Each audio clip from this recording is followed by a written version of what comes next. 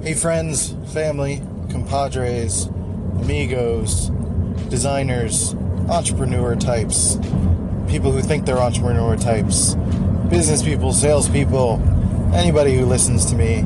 I appreciate you and thanks for listening. Happy Wednesday. And this is the C Note Audio Extravaganza. Today I wanted to talk a little bit about being more of a salesperson, or I wouldn't say being more of a salesperson, but I guess being more well-rounded when it comes to really any occupation that you have. The easiest way for me to speak is to speak to designers who are more artists than they are salespeople. I think it makes sense for someone who is a designer, who is banking on having freelance clients or getting a job or having to pitch their work. I think it makes more sense for them to learn sales tactics.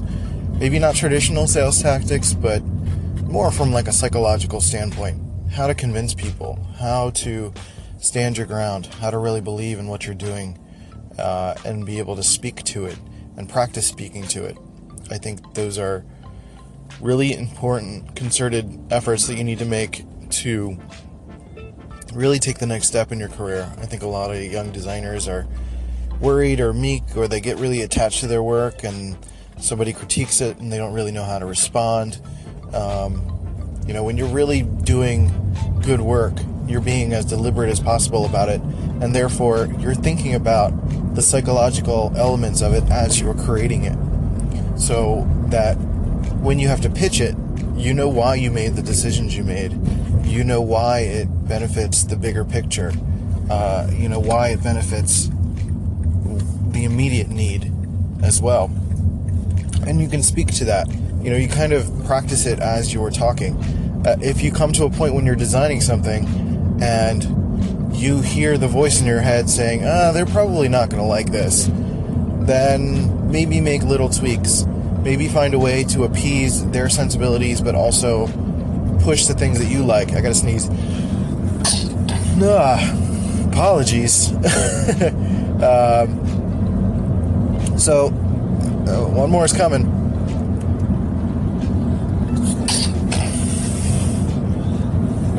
No, it's a sneeze fest.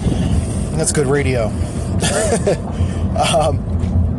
My point being that if you're a salesperson, or rather, if you're a designer, you should learn how to be more of a salesperson.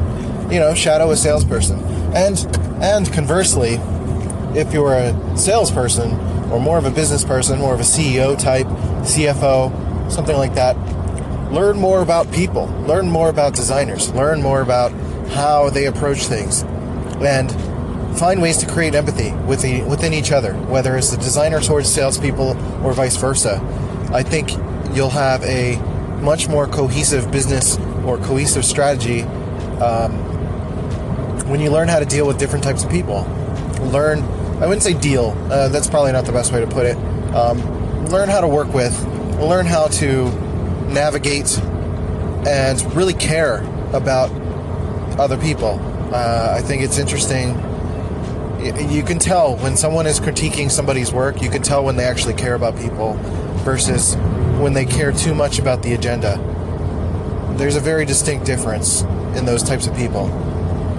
So I would make sure to, maybe put a little psychological research into your repertoire.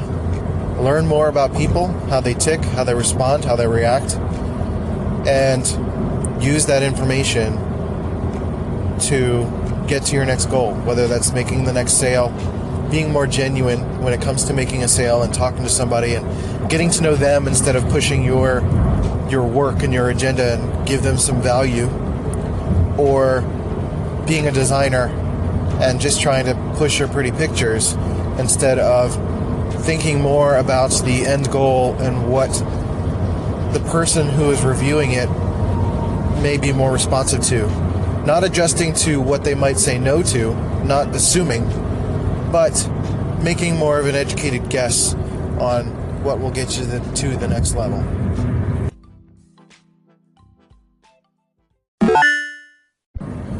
So I think research in other topics and other areas will really help you in really so many ways in life, but as a salesperson or as a designer who is trying to pitch your work, I think it's imperative to learn more about marketing, learn more about people, learn more about the people you're working with, learn more about your craft and how people pitch their work, and how to get better at your craft as well, because it could simply just be that your work is not good enough in the moment, and be receptive to feedback. A lot of designers get really upset and they're not very good at taking feedback, but you're gonna have to get used to it in this kind of business. You're gonna be getting feedback from all angles, and it's just not gonna be pretty sometimes, and that's fine. You take a breath, you be a professional about it. Part of being a professional is, being able to take your lumps and kind of take a break, take a breather, then get back in the ring. If you fail once and you give up, then you weren't a pro at all. You were an amateur who tried and it didn't work out. So, learn more about people, and that'll really give you the leg up when you're talking to somebody. If you're giving a pitch in a room, don't just go right into it. Talk to them, have a little bit of figure out some small talk, ask them about their day, put something in the room or wear something that could be a talking point. It's like trying to attract someone at a bar, I guess. It's kind of the same, or going on a date. You want to stand out in some way. You want to be interesting. It's one thing to get them into the room. It's another thing to make the sale. It's one thing to get a girl to go out on a date with you. It's another thing to get her to go home with you. It's a completely different thing. One involves a little bit more straightforward asking, and the other one involves being interesting and having something of value to offer. So really think about the value that you're offering as you're designing the thing, but then also think about the pitch as you're going along, and maybe run it along with people, like, sit in front of other people and ask them, how do they feel about this? How do they feel about the explanation? Does it make sense?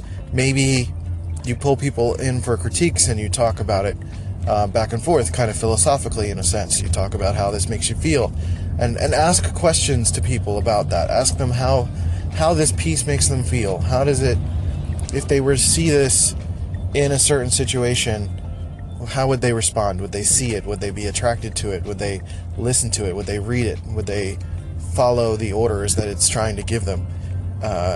Sometimes you can even perform social experiments, and if you're trying to test the efficacy of a poster or something like that, you could print out that poster, put it in a hallway, or put it in a certain area that that you can get feedback from people.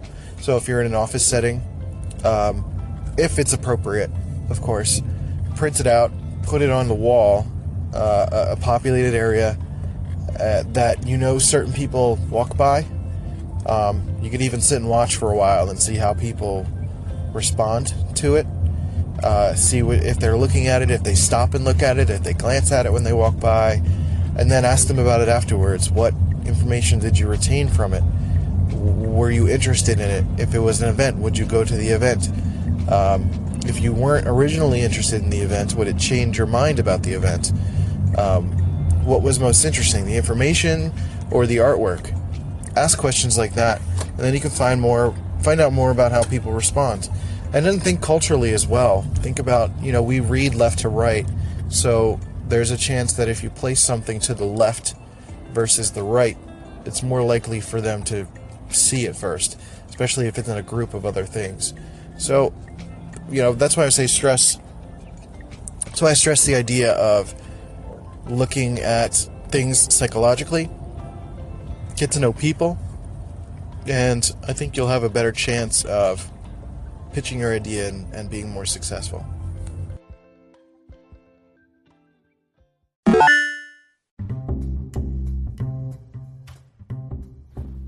If you've been dying to start that podcast about doves, or about your favorite jacket, or about a long-lost love, or a murder mystery about a cat who murdered everybody, you can start it now on Spotify for podcasters. I've been on Anchor for a long time, and now it is officially Spotify for podcasters, and it has been a platform that has been growing for forever. And I love it, and I still use it to this day, and it has hosted this podcast for 500 plus episodes now. So I highly recommend it. It is free to use. Spotify for Podcasters lets you record and edit podcasts right from your phone or computer.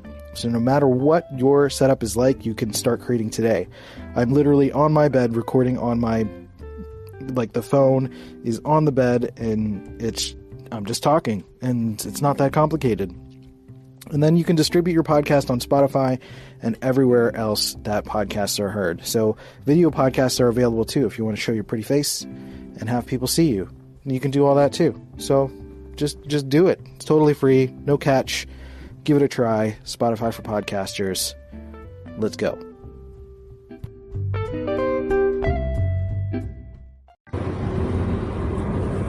So how you're showing the work and what you're showing is probably just as important as what you're saying to them.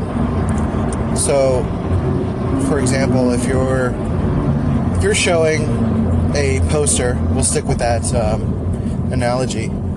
If you're showing a poster to a client, to an internal CEO or something like that,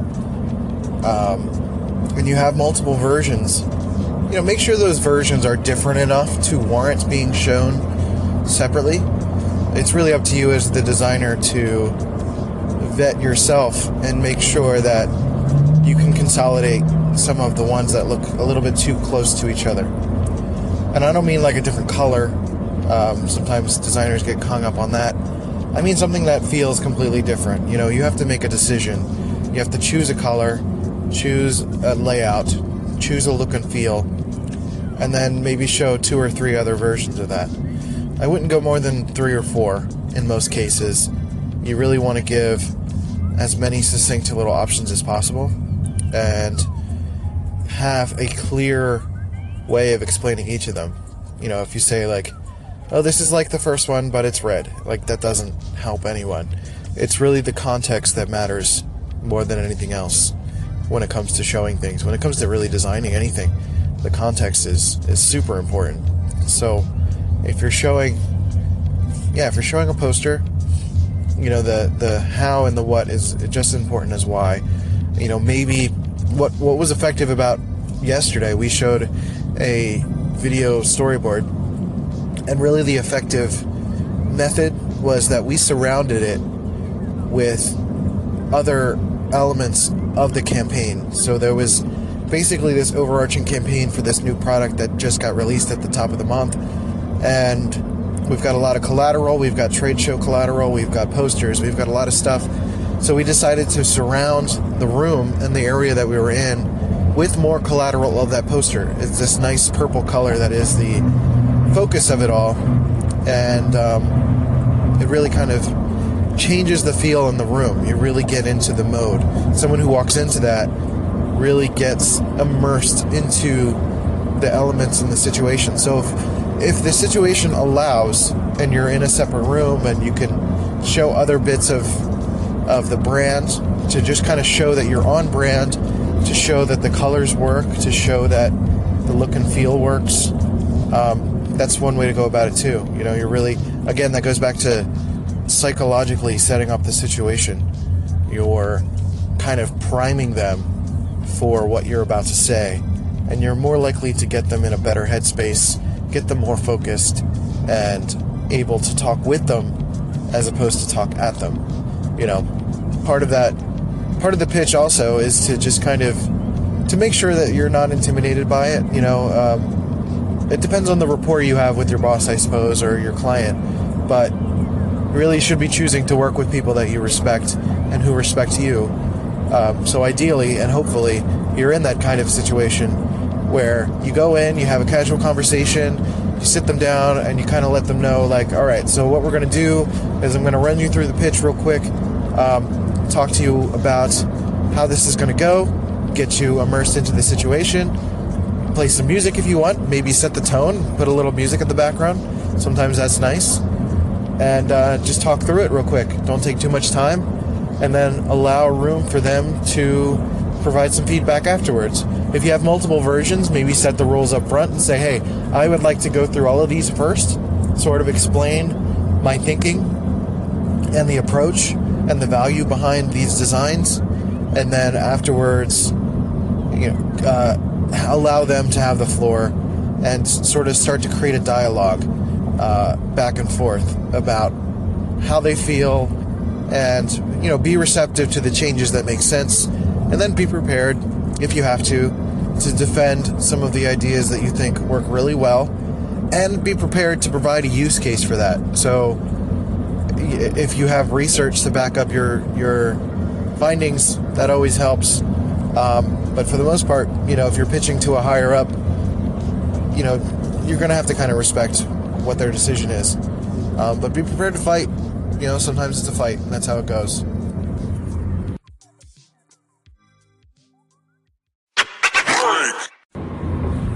So ultimately, I hope that all of that helps with your next pitch. It's really about getting comfortable, and really the second you get hired, or by your client or by your CEO or whoever your immediate boss is, you got to prime them to pitch to them, get to know them. Simply being a good person and being a good professional and building good rapport with people is good for business from the start. You're really always on your game, because when you have to pitch them, you're going to have them more on your side if they know who you are as a person, and you know more about who they are as a person. As much as we want to be objective, everybody has bias, and it's better to put that bias towards your side. If you can get them to believe in you as a person, they're more likely to believe in your pitch and what you're selling. So get out there, give it another shot, think about it as you're designing, as you're working, and always be thinking about the psychological elements and the context of what you're doing, how it works, where it fits, how you're presenting it. Those are really, really important. And practice speaking. I'm practicing speaking without saying ums and ahs so much, taking more time to pause. So I apologize if I've done that too much in the past. Still working on that. But it also helps. It helps to take your time, but it also helps to really know your shit.